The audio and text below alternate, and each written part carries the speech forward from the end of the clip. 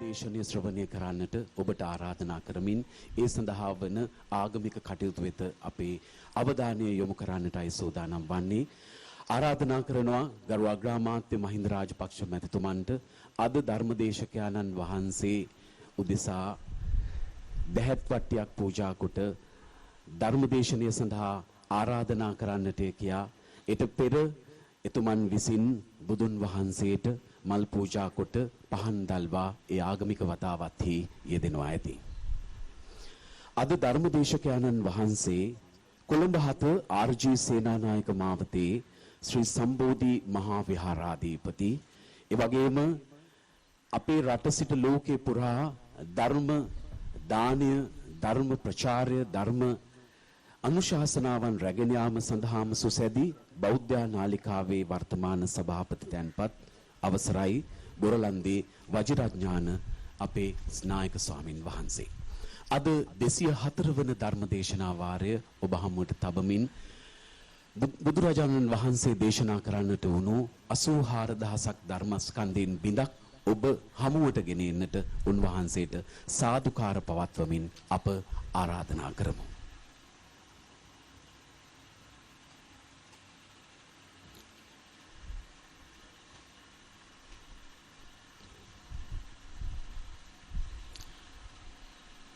ඉල්පුර පසළොස්වක පොහොය දවසේ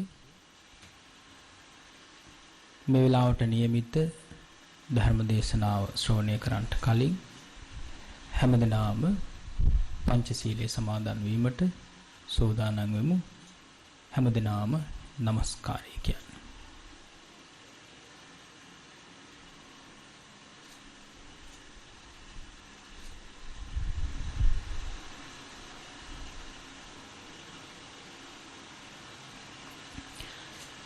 බුද්ධං සරණං ගච්ඡාමි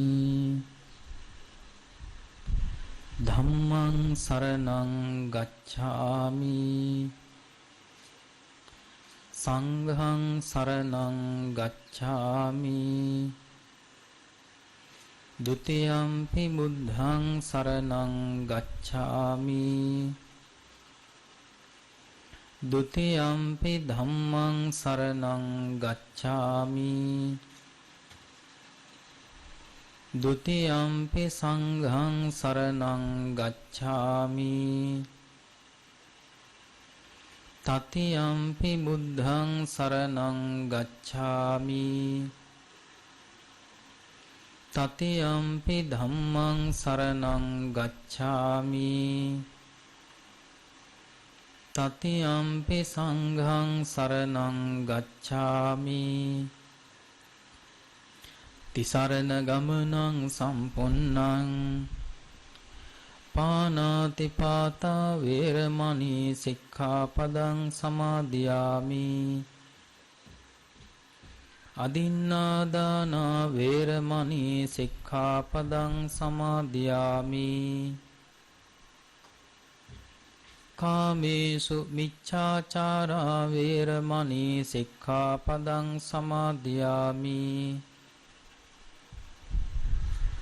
මුසාවාදා වේරමණී සික්ඛාපදං සමාදියාමි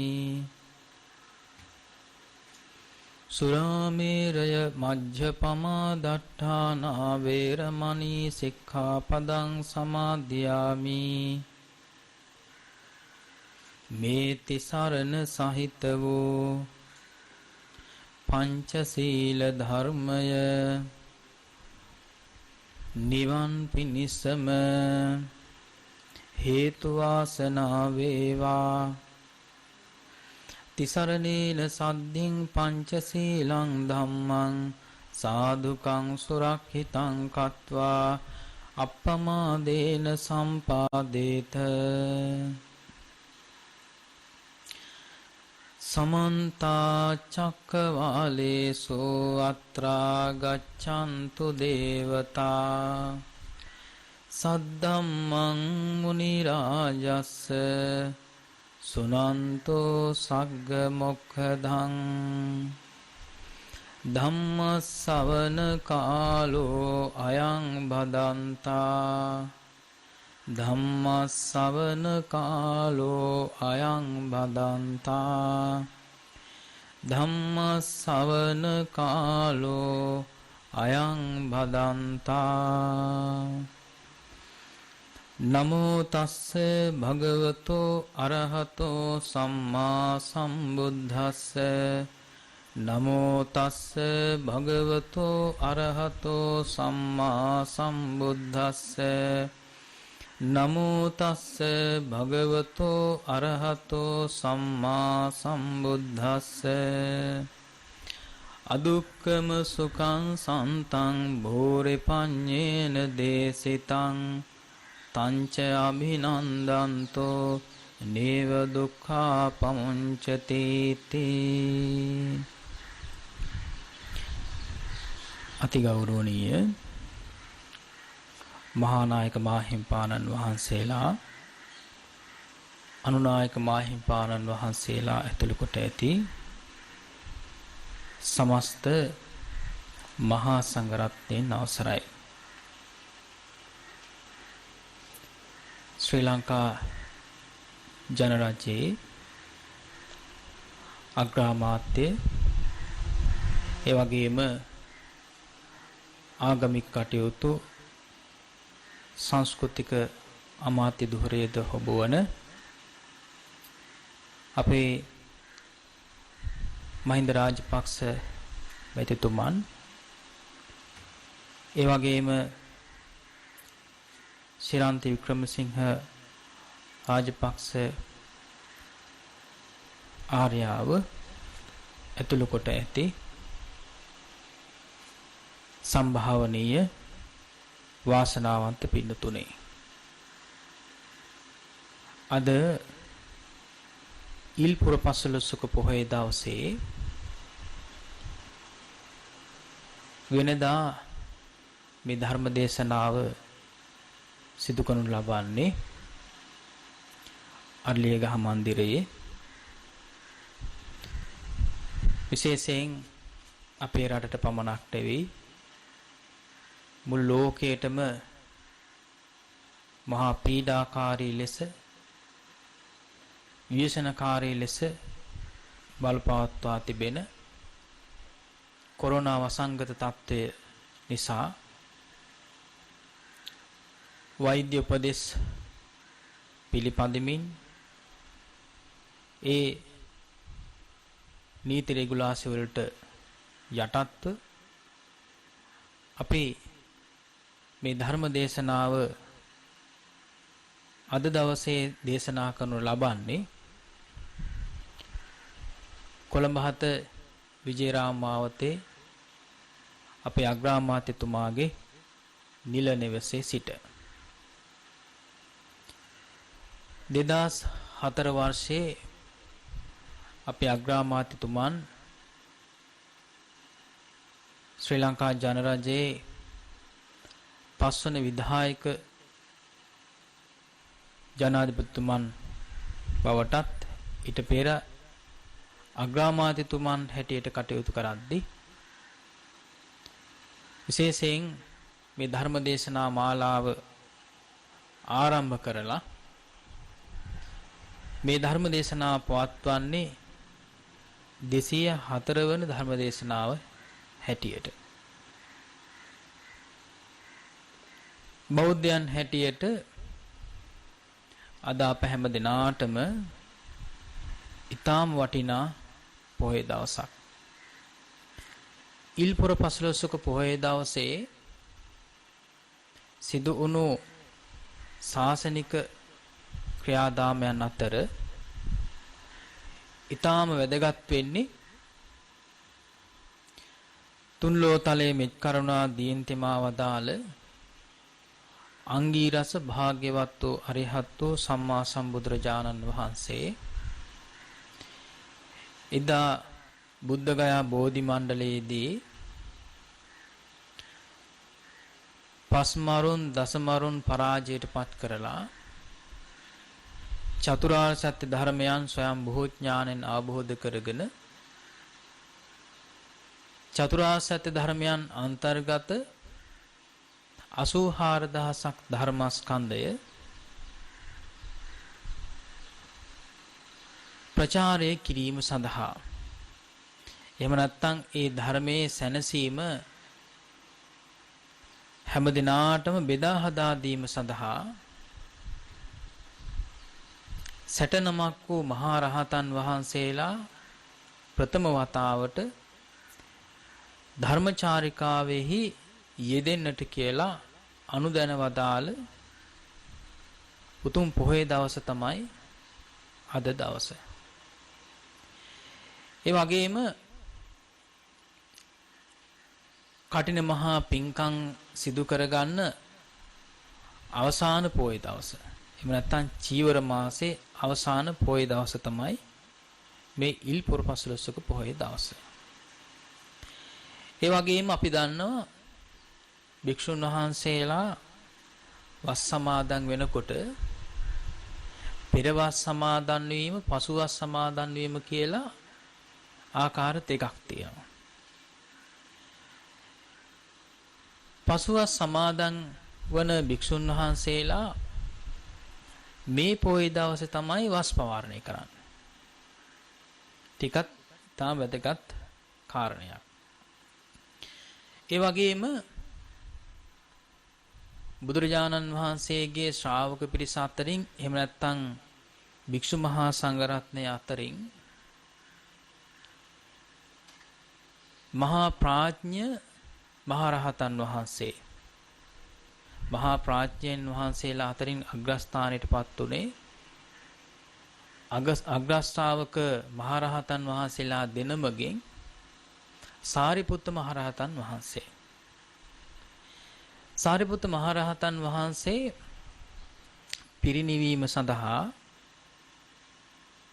බුදුරජාණන් වහන්සේගෙන් අවසර ලබාගෙන පිරිනිවීමටපත් වුණු දවස හැටියටත් අද දවස සලකනවා. ඒ වෙලාවේ භාග්‍යවතුන් වහන්සේ ධර්ම සංවේගය ඇති කරගත්ත අවස්ථාවක්. ඒකට හේතුව තමයි බුදුරජාණන් වහන්සේ ජීවමාන වැඩ සිටියේදී අග්‍ර ශ්‍රාවක මහරහතන් වහන්සේලා සෑම ශාසනයකම කලින් පිරිනුවම් පානවා. මේ උතුම් සම්මා සම්බුද්ධ ශාසනයේ මහා වෘක්ෂයක් නම් ඒ වෘක්ෂයේ ප්‍රධාන ශාඛා දෙක අතු දෙක තමයි අග්‍ර ශ්‍රාවකයන් වහන්සේලා. එතකොට සාරිපුත්ත මහරහතන් වහන්සේගේ පිරිනිවීම බුදුරජාණන් වහන්සේ දේශනා කළේ අර මහා වෘක්ෂයේ තිබෙන මහා ශාඛා දෙක අතරින් එක ශාඛාවක් බිමට වැටුණා වගේ. ඒ නිසා ඒ දවස තමයි ඉල් පුරපසළොස්වක පොහොය දවස. ඉතින් මේ විදිහේ ශාසනික වශයෙන් වැදගත් පොහොය දවසක අපේ අග්‍රාමාත්‍යතුමත් ඒ වගේම ආර්යාවත් ඒ වගේම දරුවන් ඇතුළු කොට ඇති හැම දෙනාම වගේම අග්‍රාමාත්‍ය කාර්ය මණ්ඩලයේ හැම දෙනාමත් සෑම පොහොය දවසකම මේ ධර්ම දේශනාව මේ ආකාරයෙන් පවත්වනවා. පින්තුනි, අපි බුදුරජාණන් වහන්සේගේ ශ්‍රාවක පිරිස හැටියට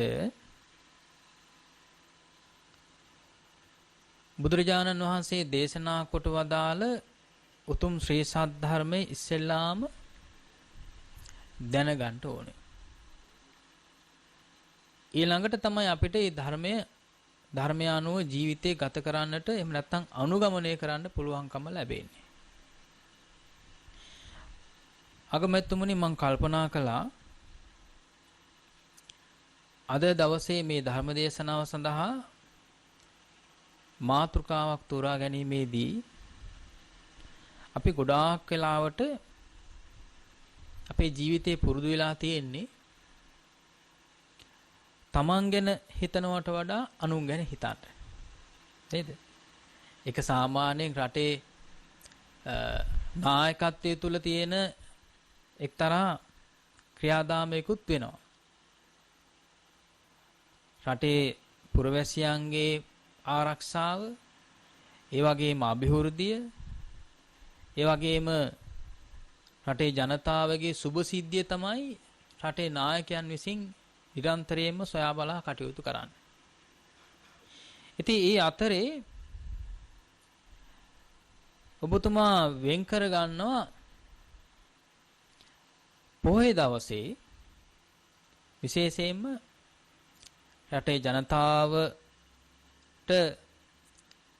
ධර්ම ශ්‍රවණය කරන්නට අවස්ථාව සලසා දෙන වගේම තමන්ටත් ධර්ම ශ්‍රවණය කරන්න. ඒ නිසා මම කල්පනා කළා බුදුරජාණන් වහන්සේ අපේ ජීවිතයේ අතහ ස්වභාවය පිළිබඳව දේශනා කොට වදාළ ධර්ම කාරණා කීපයක් මේ ධර්ම දේශනාව සඳහා මාතෘකා කර ගන්න. පින්තුනි, බුදුරජාණන් වහන්සේ දේශනා කොට වදාළ 84000ක් ධර්මස්කන්ධයේ සඳහන් වෙලා තියෙන්නේ අපි දන්නවා ත්‍රිපිටක දේශනාව තුළ. ඒතර ත්‍රිපිටකය කියලා කියන්නේ සූත්‍ර පිටකය, විනය පිටකය සහ අභිධර්ම පිටකය. ඒතර සූත්‍ර පිටකයේ සඳහන් වෙනවා ධර්මස්කන්ධයන් වශයෙන් 21000ක් ධර්මස්කන්ධයන්. ඒ වගේම විනය පිටකයේ සඳහන් වෙනවා ධර්මස්කන්ධයන් 21000ක්. ධර්මයේ අඩක්ම එහෙම නැත්නම් 42000ක් ධර්මස්කන්ධේම අඩංගු වෙන්නේ අභිධර්ම පිටකේ. එතකොට කෙනෙක් අභිධර්මයේ දන්නේ නැහැ කියලා කියන්නේ ධර්මයෙන් භාගයක්ම දන්නේ නැහැ කියලා කියන එකයි. කොහොම වුණත් බුදුරජාණන්සේ දේශනා කළා ඉස්සෙල්ලාම ධර්මයේ දැනගන්න ඕනේ. ඒකට කියනවා ඥානතෝ අහම් භික්ඛවේ පස්සතෝ ආසවානං කයං වදාම කියලා. භාග්‍යවතුන් වහන්සේ දේශනා කළා ඉස්සෙල්ලාම ධර්මයේ දැනගන්න ඕනේ. ඥානතෝ කියලා කියන්නේ ඒකයි. ඊළඟට ධර්මයේ දකින්න ඕනේ. අපේ සම්මා සම්බුද්ධ ශාසනය එහෙම නැත්නම් මේ ධර්මයේ තියෙන සුවිශේෂී ලක්ෂණයක් තමයි මේ ශාසනය තමයි සඳහන් වෙන්නේ විදර්ශනා එහෙම නැත්නම් විපස්සනාව කියලා කියන භාවනා කොටස. එතකොට විපස්සනාව එහෙම නැත්නම් විදර්ශනාවෙන් සිද්ධ කරන්නේ ජීවිතය පිළිබඳව දකින්න එක. දැන් අපි දන්නවා පසුගිය 18 වෙනිදා අපේ අග්‍රාමාත්‍යතුමාගේ ජන්මදිනය සිහිපත් කළා. අපි ටිකෙන් ටික මේ ගමන් කරන්නේ ජීවිතයේ සන්ධ්‍යා භාගය. ඉතින් ඒ නිසාම අපේ ශාරීරික වශයෙන් ලොකු වෙනසක් සිද්ධ වෙනවා. ඒ වගේම තමයි බුදුරජාණන් දේශනා කළා ශරීරය වෙනස් වෙනවා. ඒත් එක්කම හිතේ ස්වභාවයනොත් වෙනස් වෙනවා. ඒ වගේම තමයි බුදුරජාණන් වහන්සේ නමක් ලෝකයට පහළ වෙන්නේ වෙනස් ශාස්ත්‍රඥ වහන්සේලාට වඩා සුවිශේෂී ලක්ෂණ 3ක් මේ ලෝකයට දේශනා කරන්න. ඒ තමයි අනිත්‍ය, දුක්ඛ, අනාත්ම කියලා කියන ත්‍රිලක්ෂණය. එතකොට ජීවිතය පිළිබඳව දැනගන්නකොට මම මතක් කළා මුලින්ම අපි ගොඩාක් දුරට හොයන්නේ අනිත් අය ගැන කියලා. දැන් දෙමාපියන් වශයෙන් ගත්තොත් එහෙම අපි මුලින් දරුවෝ ගැන කල්පනා කරනවා. ඒ වගේම ඥාති හිතවතුන් ගැන කල්පනා කරනවා. ආයතනික කටයුතු කරනවා නම් ආයතන ප්‍රධානින් ඒ ආයතනයේ කටයුතු කරන අය ගැන කතා කරනවා. ඒ වගේම පාර්ලිමේන්තුවෙත් එහෙමයි. නේද? කතානායකතුමාගේ ඉඳලා හැම කෙනෙක්ම කතා කරන්නේ මේ තමන් ගැන හිතනවට වඩා අනිත් අය ගැන. ඒ වගේම තමයි අපි ගොඩාක් දුරට කැමති මේ අනිත් අය ගැන කතා කරනවා නම් අනිත් අය ගැන සොයලා බලනවා නම් ගොඩක් කැමතියි. ඒ වගේම තමයි අපි අහන්නත් කැමති අනිත් අය ගැන. නේද? තමන් ගැන අහනවට වඩා අනිත් අය ගැන අහනවට තමයි ගොඩාක් කැමති. එහෙමද පුරුදු වෙලා තියෙන්නේ? නේද? එතකොට අනිත් අය ගැන කියනකොට හරි මිහිරව කියනවා අපි. හරිම රස කර කර අපි කියනවා නේද? ඒ වගේම ඒවා අහන්නත් කැමතියි.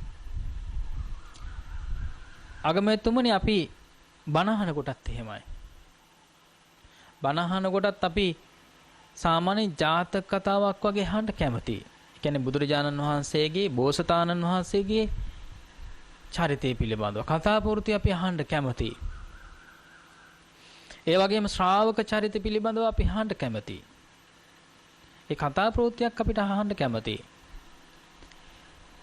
ගොඩාක් වෙලාවට අපේ හිතට වැටෙන්නේ නැහැ, අපි උත්සාහ කරන්නේ තමන් ගැන දේශනා කළ තියෙන මොනවද කියලා ධර්මයේ තුලින් දකින්න. ඒක තමයි සාමාන්‍ය ස්වභාවය. ඒ නිසා මම කල්පනා කළා තමන් ගැන දේශනා කරපු ධර්ම කාරණා ටිකක් මේ වෙලාවේ අපි සාකච්ඡා කරන්න. ඒක වැදගත් අපිට. අපි කතා කරන වචන වලින් සාමාන්‍යයෙන් දවසකට සාමාන්‍යයෙන් වචන 60000ක් විතර සාමාන්‍යයෙන් කතා කරනවා. ඒ කතා කරන වචන වලින් තමන් ගැන කතා කරන වචන බොහෝම සුළු ප්‍රමාණයක්. තමන් ගැන හිතන්නේ, තමන් ගැන ක්‍රියා කරන්නේ. දැන් සාමාන්‍යයෙන් අපිට බඩගින්නේ දැනෙනවනේ නේද? වේදනාව දැනෙනවනේ. තිබහ දැනෙනවනේ. ඒ වගේ අවස්ථාවලදී විතරයි තමන් ගැන සාමාන්‍යයෙන් හිතන්නේ. නිදිමත කම්මැලි ගතිය දැනෙනවා නේද? ඒ වගේ වෙලාවට තමන් ගැන හිතනවා. ප්‍රകൃති තත්ත්වයෙන් ඉන්න හැම වෙලාවකම අපි උත්සාහ කරන්නේ අනිත් අය ගැන හිතන්න සහ අනිත් අය ගැන ක්‍රියා කරන්න සහ අනිත් අය ගැන කියන්න. ඒ නිසා බුදුරජාණන් වහන්සේ දේශනා කොට වදාළ 84000ක් ධර්මස්කන්ධයෙන් මම මතක් කළා සූත්‍ර පිටකයේ තියෙනවා කියලා ධර්මස්කන්ධයන් 21000ක්. ඒතර සූත්‍ර පිටකය කියලා කියන්නේ සූත්‍ර පිටකයේ එනවා සංයුක්ත නිකායේ. සංයුක්ත නිකායේ එන වේදනා සංයුක්තේ ගාතාවක් තමයි මම මාතෘකා කරගත්තේ. අපිට මේ වේදනාව කියලා කියන දේ තුලින් දැනෙන දේ තුලින් ජීවිතයේ යථා ස්වභාවය ගොඩාක් දුරට අවබෝධ කරගන්න පුළුවන්. දැන් අපේ අගමැතිතුමාගේ ජීවිත කාලය තුල සිද්ධ කරපු ඊටාම වටිනාම ක්‍රියාදාමයේ තමයි අපි සලකන්නේ ඒක පින්කමක් විදිහට. මොකද්ද? 30 වසරක් තිස්සේ පැවති යුද්ධය නිමා කිරීම. අපි වෙනත් රටවල් යුද්ධය කියලා කතා කරද්දී යුද්ධය කියලා අපි හැඳුන්වුවේ නැහැ. යුද්ධය කියලා හැඳුන්වුවේ නැහැ. ඉතින් ඒ නිසා මානුෂික මේහම කියලා තමයි අපි යොදාගත්තේ. වචනේ යොදාගත්තේ. ඒ වචනයට ඒ විදිහට සාධාරණයක් සෑම වෙලාවකම ඉෂ්ට සිද්ධ කරමින් තමයි යම් කිසි විදිහකින් අපි සතුරු බලවේගයක් ක්‍රියාත්මක වුණා නම් ඒ හැම දිනාගේම තියෙන චින්තනය වෙනස් කරන්න තමයි අපි කටයුතු කළේ. වැරදි අදහසක ඉන්නවා නම් ඒ චින්තනය වෙනස් කරලා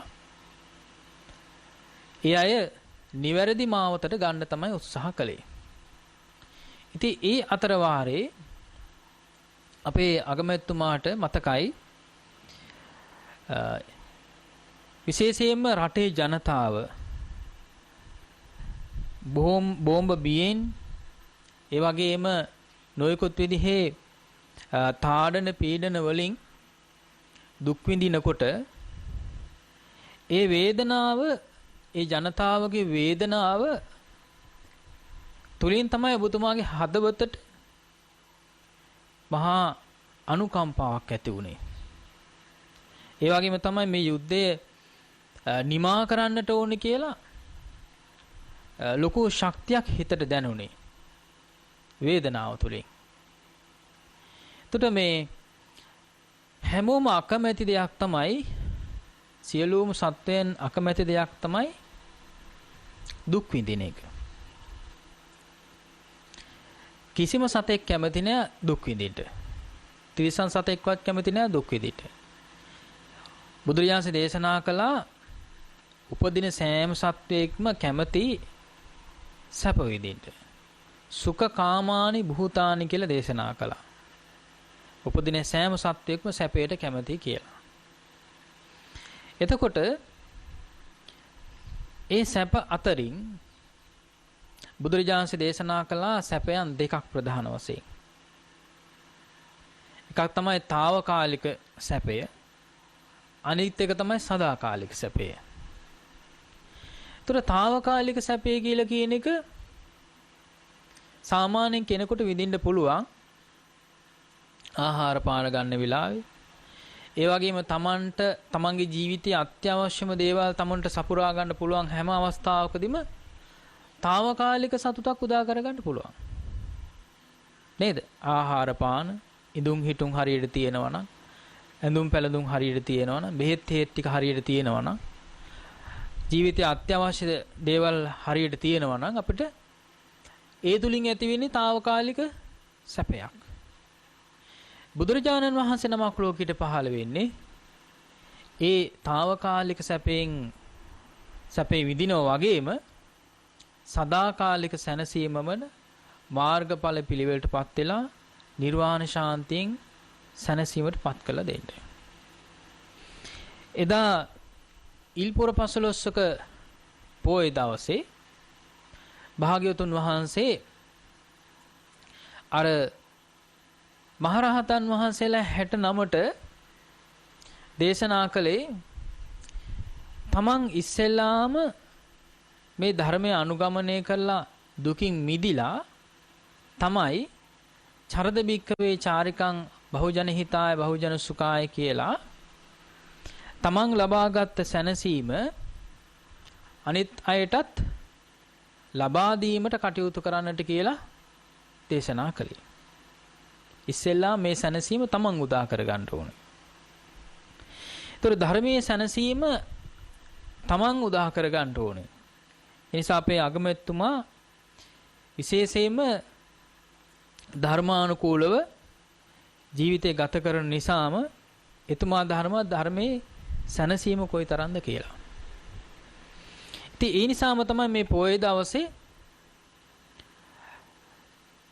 රටේ ජනතාවට සෑම සුබ සිද්ධියක්ම සලසා දෙමින් ඇත්තටම ධර්මානුකූලව తాවකාලික සැනසෙල්ලක් උදා කරලා දෙනවා වගේම රටේ සාමය ආරක්ෂා කර ගැනීමට ඒ වගේම අපි දන්නවා අපරාධ වගේ දේවල් ඒ විදිහට නැතිකරන්න ඒ වගේම තමයි රටේ පුංචි දරුවගේ ඉඳලා ජීවිතේ සන්ධ්‍යා භාගයේ ගත කරන වැඩිහිටි පුරවැසියා දක්වා තමන් විශ්වාස කරන ධර්මය අනුව ගමන් කරලා ජීවිතේ ධර්මානුකූලව ගත කරන්න සැනසීම උදා කර ගන්නට අවස්ථාව සලසලා දෙන එක.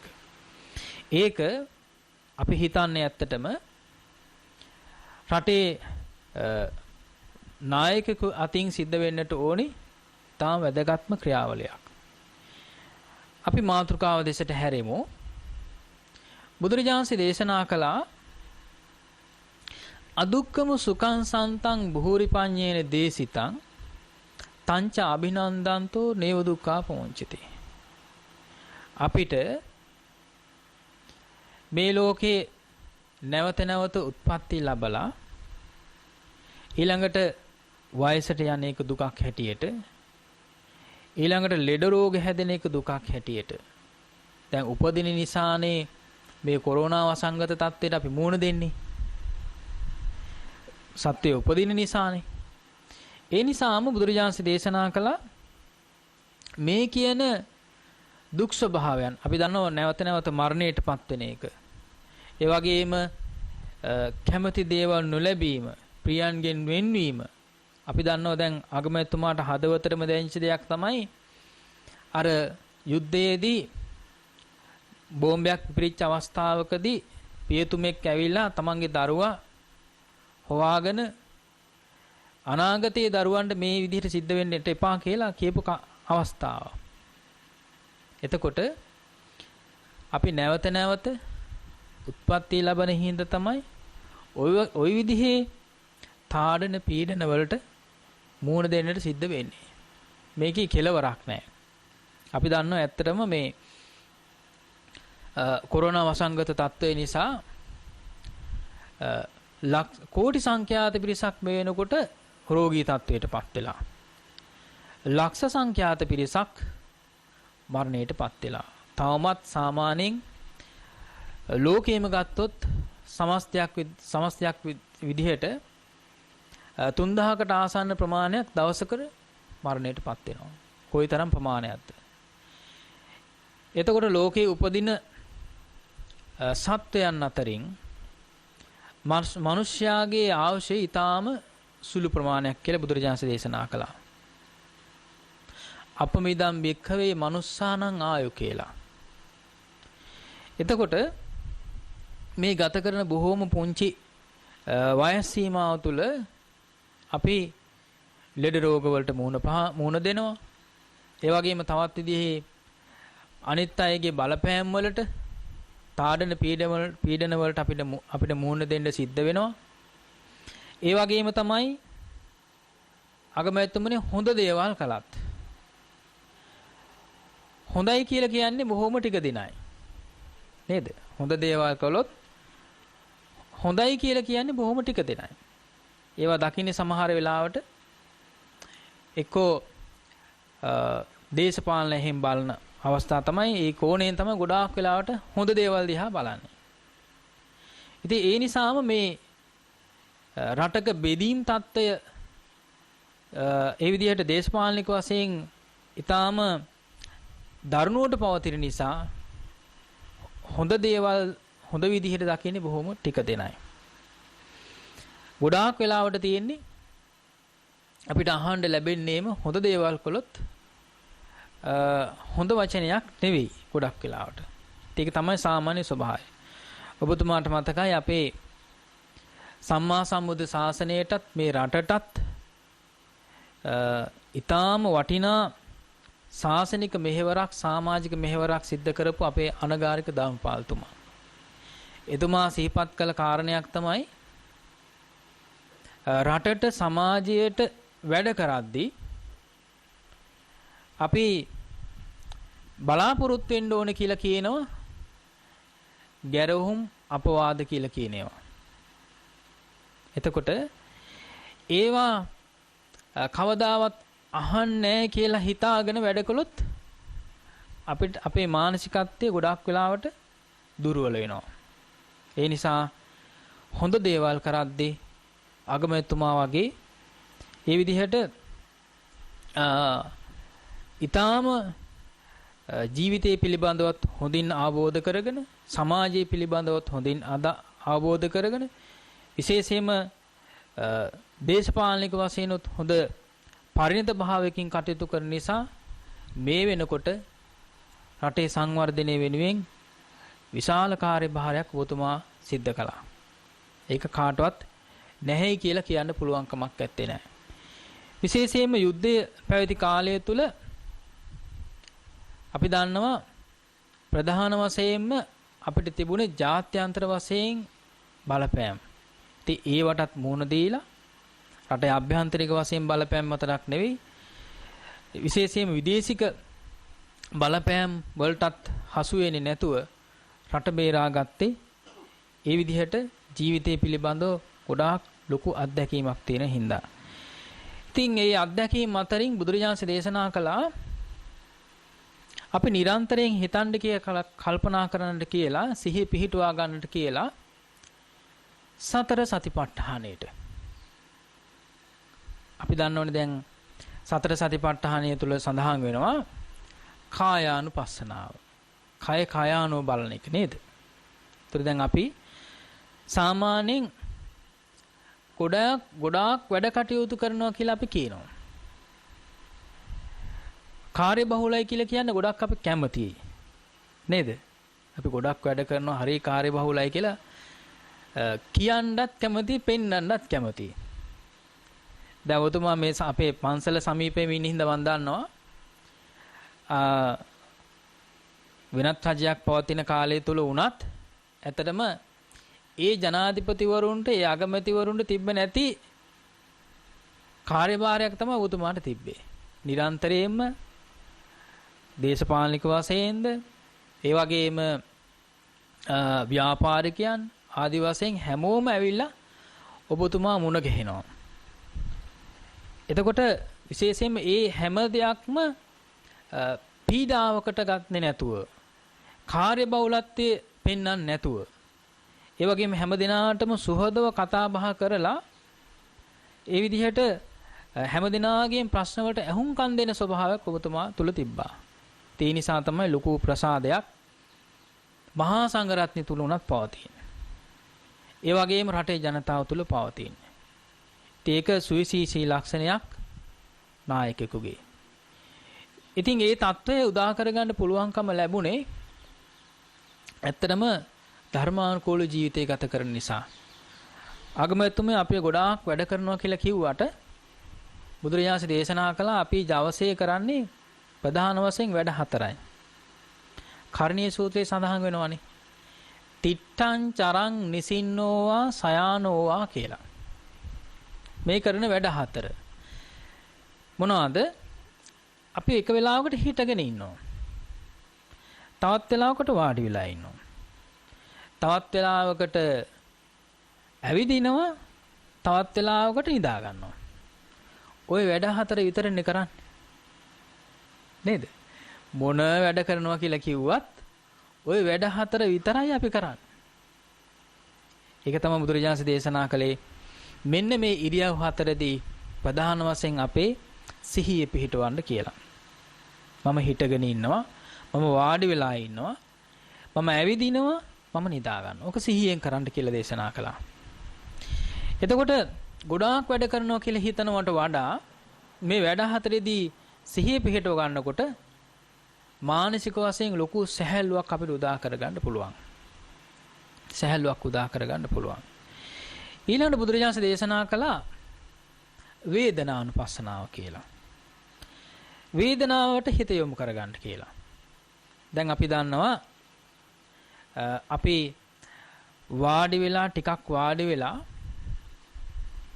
ඉන්නකොට ටික වෙලාවක් යනකොට අපේ ශරීරයේ එහෙම් මෙහෙම් වේදනාවන් මතුවෙනවා. සාමාන්‍ය ස්වභාවයකනේ කයි නේද? දැන් ඔන්න බණහඬ වාඩි වෙනකොටම පහසුයි. ටිකක් වෙලා යනකොට අපිට හැරෙන්න සිද්ධ වෙනවා. එහෙට මෙට ඉරියව් වෙනස් කරන්න වෙනවා. නේද? එහෙම වෙනවනේ. එතකොට ඉස්සෙල්ලාම තියෙනවා මේ ශාරීරිය මුල් කරගෙන සැප වේදනාවක් තියෙනවා. පහසුවක් දැනෙනවා අපිට. ඒක හිතටත් දැනෙනවා. ඒ වගේම ඊළඟට දැනෙන දුක් වේදනාවක්. ඊළඟට දැනෙනවා සැපත් නැති දුකත් නැති වේදනාවක්. ඒකට කියන උපේක්ෂාව කියලා. ඒකට කියන්නේ අදුක්කම සුඛ වේදනාව කියලා. බෞද්ධයන් හැටියට බුදුරජාණන් වහන්සේ දේශනා කළේ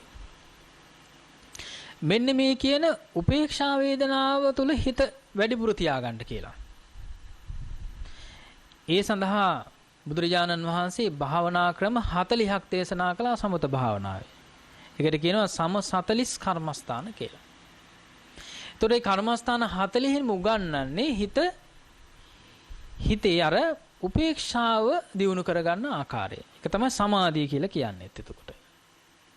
ඒතර අපිට තියෙන්න ඕනේ අපි පුරුදු පුහුණු කරලා තියෙන අතීත සංසාරේ භාවනා කරලා තියෙන පුරුදු නිසා තමයි අපේ හිත උපේක්ෂාවට ගන්න පුළුවන් වෙන්නේ. දැන් මේ විදිහට කවුද බණ අහන්න පුරුදු වෙලා තියෙන්නේ? අගමැතිතුමා. නේද? පොයේ දවසේ මේ විදිහට එක පැයක් නෙවෙයි මම දන්නවා දවස පුරාම බණ අහනවා කියලා. මේ විකාශන වන පැයේ විතරනේ අපිට පේන්නේ වාඩි වෙලා බණ අහනවා කියලා. නමුත් මේ විදිහට බණ අහන්න පෙර පුරුදුතාවයක් තියෙන්න ඕනේ. කියන්නේ పూర్ව ආත්මභාවයන් වල පුරුදුතාවයක් තියෙන්න ඕනේ. ඒ පුරුදුතාවය තමයි එතකොට සමාධිය කියලා කියන්නේ. ඒ සමාධිය අතරින් සමාධිය උපදවා ගැනීම අතරින් ඊටම වටිනා භාවනා ක්‍රමයක් තමයි ආස්වාස ප්‍රස්වාසය. දැන් අත්දැකීමෙන්ම අපේ අගමැතිතුමා දන්නවා ඒ කාරණේ. එතකොට අපිට සාමාන්‍යයෙන් අපි කියන්නේ හුස්ම ගන්නවත් වෙලාවක් නැහැ කියලා. නේද? අපේ ජීවිතයේ මේ ශාරීරියේ සිද්ධ වෙන ප්‍රධානම ක්‍රියාවලිය තමයි ආස්වාස ප්‍රස්වාසය කියලා කියන්නේ. එතකොට අපි කල්පනා කළොත් එහෙම උදේ පාන්දර අවදි වෙච්ච වෙලාවෙ ඉඳලා නිින්දට යනකම්ම හුස්ම ගන්නවද කියලා බැලුවද? සමහර දවස් වලට අමතකයිනේ. නේද? දන්නේම නැහැනේ හුස්ම ගන්නවද කියලා. එතකොට අපි ගැන හිතලාද? තමගේ ජීවිතය ගැන හිතලාද? දැන් ඇත්තටම මේ හුස්ම ගන්නවා කියලා කියන එක දැන් හොඳටම තේරෙනවා. ඇයි ඒ? මුවාවරණයක් දාගෙන ඉන්නේ. නේද? දැන් මේක දාගන්න සිද්ධ වෙච්ච හින්දා හරි අපහසුයි හුස්ම ගන්න. දැන් තමයි තේරෙන්නේ හුස්ම ජීවිතය කියලා කියන්නේ මේ හුස්ම ගන්නවා කියලා කියන එක. නේද? ආන්නේ වගේ මේ තුලින් ජීවිතය ගැන හිතන්න කියලා දේශනා කළා. එතකොට මේ කොරෝනා වසංගත තත්ත්වය නිසා අපි දන්නවා මේ වෛරසය බලපාන්නේ ආශ්වාස ප්‍රශ්වාසයත් එක්කනේ. නේද? ශ්වසන පද්ධතියේ බලපෑම් ඇති කරන්නේ ප්‍රධාන වශයෙන්. එතකොට බුදුරජාණන්සේ දේශනා කළා ජීවිතය කියලා කියන්නේ ඇත්තටම මේ හුස්ම පොදක්. අපි මරණයටපත් වෙන්න යන්නේ කොච්චර වෙලාවක්ද? අපි සාමාන්‍යයෙන් හිතන්නේ අවුරුදු 60ක් 70ක් ජීවත් වෙනවා කියලානේ. නේද? අපේ අම්මලා ආච්චිලා සීයලා ගත කරපු වයස් සීමාව තුළින් අපි මැන ගන්නවා අපිත් මෙන්න මෙච්චර වයසක් ගත කරයි කියලා. ඊළඟට අම්මලා තාත්තලා යම් කිසි වයසක් ගත කරා නම් ඒ තුලින් අපි හිතා ගන්නවා අපි මෙන්න මෙච්චර වයසක් අපි පසු කරයි කියලා. නමුත් අපි කල්පනා කළාම ජීවිතයේ ස්වභාවය ගත්තාම කොයි මොහොතේද කියලා අපිට කියන්න පුළුවන්කම නැහැ. ඒ නිසා මරණයටපත් වෙන්න යන කාලේ බොහෝම සුළු වෙලාවක්. අගමැතිතුමා වෛද්‍ය පරීක්ෂණ ආයතනයට ගියාට පස්සේ මම පෞගිය දවසක ඒ වෛද්‍යවරු මතක් කළා මේ කොරෝනා වසංගත තත්ත්වය ඇත්තටම ඒ පිළිබඳව සැලකිල්ලක් දක්වන්නේ නැති ජනතාව අපි මේ කරන ක්‍රියාදාමයේ හරිහැටි දැනගත්තොත් ඒ කියන්නේ කොයිතරම් ඒ වෛරසයෙන් පරිස්සම් වෙලාද මේ PCR පරීක්ෂණ කරන්නේ කොයිතරම් භයානක තත්ත්වයක්ද ඒ තුල තියෙන්නේ කියලා කල්පනා කළා නම් මීට වඩා ජනතාව සැලකිලිමත් වෙනවා කියලා. ඒ තරම් භයානකයි මේ වෛරස් තත්ත්වය.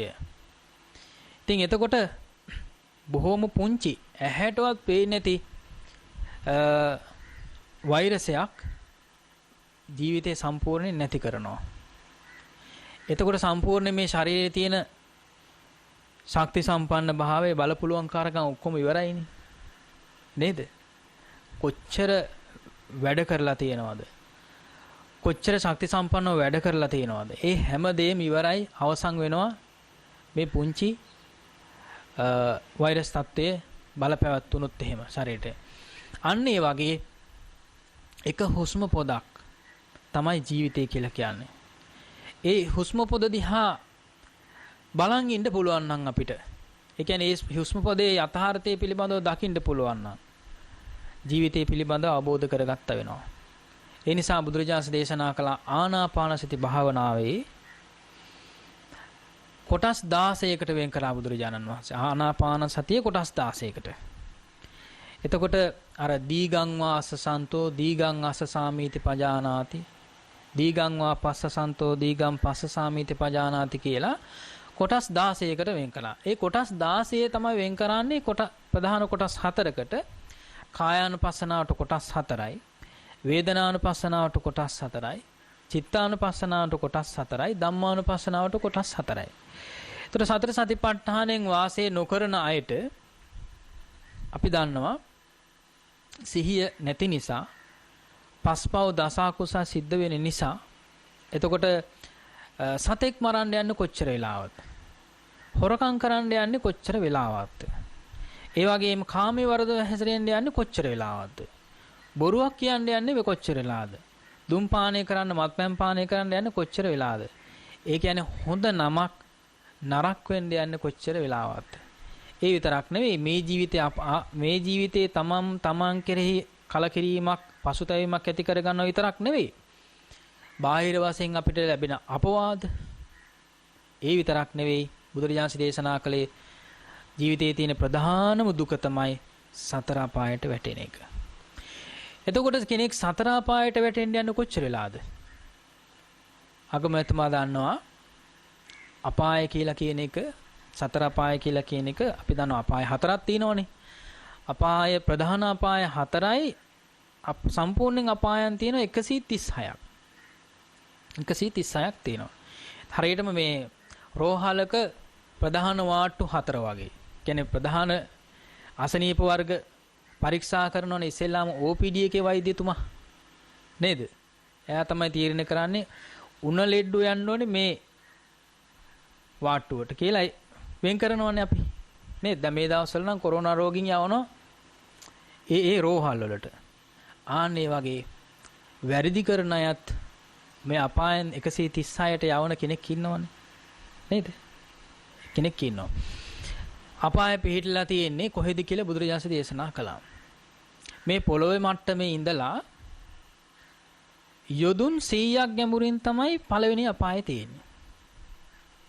එතකොට ඒ යොදුනක් කියලා කියන්නේ සතපුම් 16ක්නේ. යොදුනක් කියන්නේ සතපුම් 16ක්. සතපුම් 16 ඒවා 100ක් ගත්තොත් 1600ක්. සතපුම් 1600ක් පොළොව හාරලා බැලුවොත් පළවෙනි අපාය හොයාගන්න පුළුවන්. තේනවද? ඒතර අපි දන්නවනේ අපායේ ස්වභාවය. ඒ අපායේ ස්වභාවයත් දිග පළල උස ගත්තාම යොදුන් 100.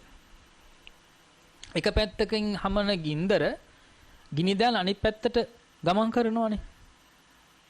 ඒ වැහිලා තියෙන පියනට කියනවා යොදුන් 9ක් ඝනකම පියනකින් තමයි වැහිලා තියෙන්නේ කියලා. දොරටු 4ක් තියෙනවානේ. එතකොට අපායේ ස්වභාවය අපි දන්නවනේ සාමාන්‍යයෙන් ගිනි කන්දක් පුපුරනකොට උනත් නේද? ගිනි කන්ද පුපුරනකොට පොළොව ඇතුලේ තියෙන ලාවා එළියට මතු පිටට ගලනකොට විශාල බලපෑමක් ඇති කරනවා. සතුබුම් ගානකට ඒ ලාවා ගලනවා. ඒ විතරක් නෙවෙයි. ගොඩබිම විතරක් නෙවෙයි මුහුදෙත් ඒ විදිහට ගිනි කන්ද පුපුරනෝනේ. ඒතර අපිට හිතා ගන්න පුළුවන් අපාය කොයිතරම්ද කියලා ස්වභාවය. අපාය ගැන කියනවා වගේම දිවි ලෝකෙ කොහෙද තියෙන කොහෙද කියලා කියන්න එපා. යන්න බලාපොරොත්තු වෙන්නේ ඉන්නේ. නේද? ඒතර පළවෙනි දිව්‍ය ලෝකයේ තියෙන්නේ මහා මේරු පර්වතයේ මුදුනේ ඉඳලා යොදුන් 100ක් ඉහළින්. යොදුන් 100ක් ඉහළින්. එතකොට සතපුම් ගත්තොත් 1600ක් ඉහළින් තමයි පළවෙනි දිව්‍ය ලෝකේ පිහිටලා තියෙන්නේ. ඒතර සතර අපාය ගත්තාම අපාය කියලා කියන්නේ පාය කියලා කියන්නේ සැපේටනේ. දැන් අපි දන්නවනේ සෙත් සිරිපාය, සව් සිරිපාය කියලා කියන්නේ නේද? ඒ අතරම මේ සැපේට කියන නමක්. අපාය කියලා කියන්නේ සැප නැති තැන කියලා කියන එකයි. සැප නැති තැනක. ඒකට සැප නැත්තම් දුක තියෙන්නේ. ඒතර ජීවිතේ සම්පූර්ණයෙන්ම දුක පවතින තැන තමයි අපාය. ජීවිතේ වැඩි කාලයක් සැප තියෙන තැන තමයි දිව්‍ය ලෝකේ. ඒ අතර තමයි මේ මනුෂ්‍ය ලෝකේ තියෙන්නේ. ඒතර සැපත් දුකත් කියලා කියන වේදනා දෙක උපේක්ෂාවට පත් කරගන්න පුළුවන් හොඳම තැන තමයි මේ මනුෂ්‍ය ලෝකය. ඒ නිසා බුදුරජාණන් දේශනා කළා භාවනා කරලා උපේක්ෂාවට හිත ගේන්න. උපේක්ෂාවට හිත ගෙනල්ලා බලන්න මේ උපේක්ෂාව තුළ ඒ විදිහට තියෙන ස්වභාවය යථා ස්වභාවය දකින්න උපේක්ෂාව තුළ තියෙනෙත් එතකොට අනිත්‍ය දුක්ඛ අනාත්ම කියලා කියන ත්‍රිලක්ෂණය. ඒ නිසා ඒ ස්වභාවයේ නොදකින්න තාක් දුකින් මිදෙන්නේ නැහැ කියලා මේ ගාථාවේ සඳහන් වෙනවා. අදුක්කම සුඛං සන්තං බුහුරි පඤ්ඤ නිදේශිතං. ඒතර අදුක්කම සුඛ වේදනාව උපදවා ගන්න ආකාරයේ වෙනත් ආගම් වලත් උගන්වලා තියෙනවා. භාවනා කරලා ධ්‍යාන උපදවගෙන උඩින් යන්න පවා පුළුවන් නේද? බුදුරජාණන් නමක් ලෝකේ පහළ වෙන්නේ එතකොට සත්වය මනුෂ්‍ය ලෝකේ නතර කරන්නත් නෙවෙයි, දිව්‍ය ලෝකේ නතර කරන්නත් නෙවෙයි, බ්‍රහ්ම ලෝකේ නතර කරන්නත් නෙවෙයි, සත්වයා ලෝකෙන් ඈතර කරවීම සඳහා සදාකාලිකවම ඈතර කිරීම සඳහා. ඉතින් ඒ සඳහා අපිට ධර්ම ශක්තියක් අවශ්‍යයි. ඒ ධර්ම ශක්තිය තමයි බුදුරජාණන් දේශනා කොට වදාළේ. මේ ධර්ම ශ්‍රවණය කිරීමෙන් තමයි ඒ දරා ගන්න ශක්තිය අපිට උපදවා ගන්න පුළුවන්කම ලැබෙන්නේ. ඒ නිසා අද දවසේ මේ උතුම් ඉල්පොර පසළොස්වක පොහොය දවසේ ධර්ම ශ්‍රවණය කළා මහත් වූ පුණ්‍ය ශක්තියක් කුසල ශක්තියක් අපි උපදවා ගත්තා. අපේ හිතේ ඇති වෙන ස්වභාවයන් අතරින් ලෝභ දේශ මෝහ කියලා කියන අකුසල් දුරු කරලා අලෝභ දේශ මෝහ කියලා කියන කුසල් සිතුවිලි මේ වෙලාවේ මතු කරගත්තා. මේ රැස් කරගත් උතුම් පුණ්‍ය ශක්තිය අපි අනුමෝදන් කරමු. ප්‍රථමයෙන්ම දෙවියන්ට දෙවියෝ අනුමෝදන් වේවා. දෙවියන්ගේ දිවිසුළු වඩා වර්ධනය කරගනිත්වා. සම්මා සම්බුද්ධ ශාසනයත් මේ උතුම් වූ ලංකා ධර්ණී තලයත් ආරක්ෂා කරගනිත්වා. අග්‍රාමාත්‍යතුමන් ඒ වගේම ආර්යාව දරුවන් ඒ වගේම ඇතුළු කොට ඇති පවුලේ සෑම සුළු දිනාමත් ඒ වගේම අග්‍රාමාත්‍ය කාර්යාලයේ කටයුතු කරන හැම දිනාමත් ඒ වගේම රටවැසී ලෝකවැසී හැම දිනාමත් සීල දෙවියෝ විසින් ආරක්ෂා කරත්වා. දෙවියන්ද ප්‍රාර්ථනා කරන බෝධි වලට පැමිණිලා උතුම් නිවනින් සැනසේවා කියලා අපි දෙවියන්ට පින් අනුමෝදන් කරමු. ගාථාවන් කියමු. ආකාසට්ඨා ච බුම්මට්ඨා දේවා නාග මහිද්దికා පුඤ්ඤන්තං අනුමෝදිත්වා චිරං රක්ඛන්තු ශාසනං. ආකාසට්ඨා ච බුම්මට්ඨා දේවා නාග මහිද්దికා පුඤ්ඤන්තං අනුමෝදිත්වා චිරං රක්ඛන්තු දේශනං. ආකාසට්ඨා ච බුම්මට්ඨා දේවා නාග මහිද්దికා පුඤ්ඤන්තං අනුමෝදිත්වා චිරං රක්ඛන්තු මං පරන්ති. ඒ වගේම රට වෙනුවෙන් දිවිපිදු සියලුම රජදරුවෝ සියලුම රණවිරුවෝ මේ පින් අනුමෝදන් වේවා. උතුම් නිවනින් සැනසීම උදා කරගනිත්වා කියලා සාදු කියලා පින් අනුමෝදන් කරන්නට අග්‍රාමාත්‍යතුමා නමින් ඒ වගේම අපේ අතිගරු ජනාධිපතිතුමා ඇතුළු කොට ඇති සහෝදර සහෝදරියන් නමින් මිය පරලෝ යන්නට යෙදුණු දයාබර පියාණන් ඩී.ඒ. රාජපක්ෂ මැතිතුමන් ඒ වගේම දයාබර මව්තුමිය නන්දිනා සමරසිංහ රාජපක්ෂ මෙතිනිය ඇතුළු කොට ඇති මියගේ ඥාති සමූහයාද ඒ වගේම සිරන්ති වික්‍රමසිංහ රාජපක්ෂ මෙතිනිය නමින් මිය පරලෝ යන්නට යෙදුණු වික්‍රමසිංහ මැතිතුමා මැතිනිය ඇතුළු කොට ඇති මියගේ සියලුම දෙනාමත් මේ පින් අනුමෝදන් වේවා. හැම දිනාම නමින් මියගේ සියලුම ඥාතීන් මේ පින් අනුමෝදන් වේවා. පරලෝ ජීවිත සූපත් භාවයට පත් කරගනිත්වා. උතුම් නිවනින් සැනසීම උදා කරගනිත්වා කියලා සාදු කියලා පින් අනුමෝදන් කරන්නට. ඒ වගේම අග්‍රාමාත්‍යතුමාටත් ඒ වගේම ජනාධිපතිතුමාටත් ඒ වගේම විශේෂයෙන්ම දරුවන් හැටියට අපේ නාමල් රාජපක්ෂ ඇමතිතුමාට යෝෂිත රාජපක්ෂ මැතිතුමන් රෝහිත රාජපක්ෂ පුතුණුවන් ඇතුළු කොට ඇති පවුලේ සෑම සුළු දිනාටමත් නිදුක් නිරෝගී සම්පන්නිය දිගාසී සම්පන්නිය සැලසේවා. අපේ අග්‍රාමාත්‍යතුමාට තවදුරටත් මේ රට වෙනුවෙන් ශාසනය වෙනුවෙන් ජාති වෙනුවෙන් කටයුතු කරන්නට ශක්තිය ධෛර්යය වාසනා උදා වේවා. හැම දිනාටම සීල බලාපොරොත්තු ප්‍රාර්ථනාවන් මුදුන්පත් කරගෙන චතුරාර්ය සත්‍ය ධර්මයන් අවබෝධයෙන් මඟඵල පිළිවෙලින් නිවන් සාක්ෂාත් කරගන්නටත් හේතු වාසනා වේවා කියලා ප්‍රාර්ථනා කරනවා ආශිර්වාද කරනවා.